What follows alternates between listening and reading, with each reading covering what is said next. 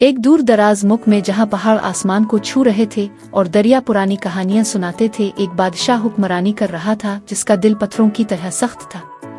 इसका नाम सुल्तान सुलेमान था, एक ऐसा हुक्मरान जो चालाकी, ताकत और अपने लोगों की फलाह की परवाह किए बगैर तख्त पर विराजमान था। इसने जिस तरीके से सल्तनत पर कब्जा किया वो किसी भी तरह से लोगों के हुकूक का एहतराम नहीं करता था। इसका इक़्तिदार महज अपने ज़ाती फ़ायदे के लिए था और वो इसमें गर्क हो चुका था।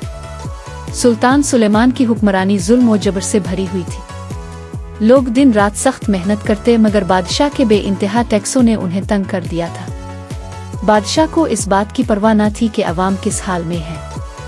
वो महज अपनी दौलत में इजाफे के लिए जितने भी वसाइल मुमकिन थे इस्तेमाल कर रहा था।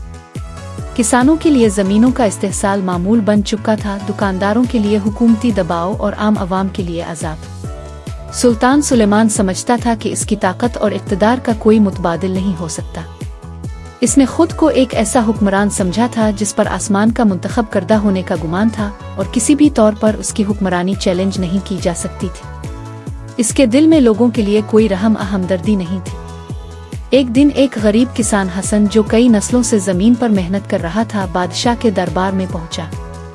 हसन एक सादा इंसान था, इसके हाथ खेतों में मेहनत के निशान थे और दिल में अफसरुदगी का बोझ था। इसकी ज़मीन जो कभी सबसो शादाब थी, अब खुश्की और बंजर हो चुकी थी। कहत के बाइस ना फसलें उग रही थी, ना मवेशी जिंदा थे। इसके बच्चों के लिए रोटी का एक नवाला भी नहीं बचा था। हसन ने बादशाह के बारे में सुना था कि वो जुल्म का मुर्तकिब है, लेकिन कभी इसने ये नहीं सोचा था कि वो खुद उसके सामने जाएगा। मगर जब इसके बच्चों की भूख ने इसे बेचैन कर दिया तो वो मजबूर होकर दरबार में पहुंचा।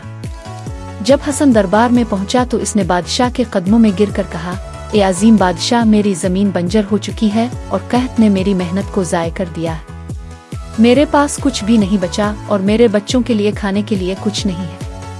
मैं आपसे दरख्वास्त करता हूँ कि मेरे टैक्स मुआफ़ कर दिए जाएं ताकि मैं अपनी ज़िंदगी गुजार सकूँ और अपने ख़ानदान की देखभाल कर सकूँ।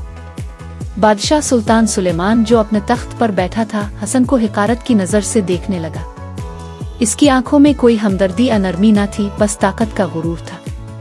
बादशाह ने सर्द लहजे में कहा, तुम्हारे जैसे लोगों की दुआ में किया रखा है। तुम्हारी मुश्किलात मेरी परेशानी नहीं है। अगर तुम टैक्स नहीं दे सकते तो तुम्हें सजा मिलेगी। हसन ने फिर भी कोशिश की और कहा, मौला, मैं एक गरीब आदमी हूँ, लेकिन मेरे बच्चे हैं, मुझे आपसे मदद की उम्मीद है। बादशाह ने झुंझला कर कहा, रहम? तुम रहम मांगते हो? तुम मेरे लिए कुछ नहीं हो, महज मिट्टी के कीड़े हो जो मेरे सामने झुकने के लिए आए हो। अगर तुम टैक्स नहीं दे सकते तो तुम्हें निशान इबरत बनाया जाएगा। बादशाह ने अपनी गार्ड्स को इशारा किया, इसे कैद में डाल दो ताकि दूसरों को सबक मिले कि जो मेरे हुक्म की नाफरमानी करेगा वो इसी तरह सजा पाएगा। हसन को दरबार से बाहर निकालकर कैद खाने में डाल दिया गया। उनके दिल में मायूसी और गुस्सा था। वो जान चुका था कि बादशाह ना तो रहम दिल है और ना ही इंसाफ के हक में। ताहम बादशाह का जुल्म ज्यादा दिनों तक बरकरार ना रह सका। लोगों में जो गम और दुख था वो अब एक तहरीक में बदल चुका था। अवाम ने अपनी आवाज बुलंद करना शुरू की। कहत और मजालिम से तंग लोग एक हो गए और बादशाह के खिलाफ बगावत का अज़्म कर लिया। एक रात जब चांद आसमान पर रोशन था, अवाम ने सरकशी का आगाज किया। एक अजीम जुलूस जिसमें किसान, मजदूर और ताजिरान शामिल थे, बादशाह के महल की तरफ बढ़ा। इस दफा उनके पास हथियार नहीं थे, मगर उनके दिलों में ताकत का जज्बा था। महल की दीवारें अवाम के नारों से लरज रही थीं। बादशाह को अपनी सिपाही याद आई, मगर वो भी अवाम के साथ थे। अब सुल्तान सुलेमान के हुक्म के बजाय वो अवाम के साथ थे जो इंसाफ का मुतालबा कर रहे थे। बादशाह, जो अपने गुरूर में डूबा हुआ था, महल के अंदर ही खुद को कैद कर चुका था। वो जान चुका था कि अब इसका इक़्तिदार खत्म हो चुका है। जब अवाम ने महल के दरवाजे तोड़ डाले और अंदर कदम रखा तो बादशाह ने खुद को तन्हा और बेबस पाया। हसन, जो कैद से आज़ाद हो चुका था, जुलूस के साथ था। इसका दिल गुस्से और उम्मीद से भरा हुआ था। इसने लोगों को आज़ादी की राह दिखाई थी और अब वो इस तब्दीली का हिस्सा बन चुका था। बादशाह को आखिरी बार तख्त पर बैठा देखकर हसन ने कदम आगे बढ़ाया और कहा, सुल्तान सुलेमान, तुम्हारा इक़्तिदार अब खत्म हो चुका है। तुमने लोगों के हुकूक पामाल किए और उनकी जिंदगियों को जहन्नम बना दिया। अब तुम्हारी बारी है कि तुम अपने किए का हिसाब दो। बादशाह जो कभी बड़ा और ताकतवर समझता था अब आजिज था। इसके पास कोई बचाव का रास्ता न था।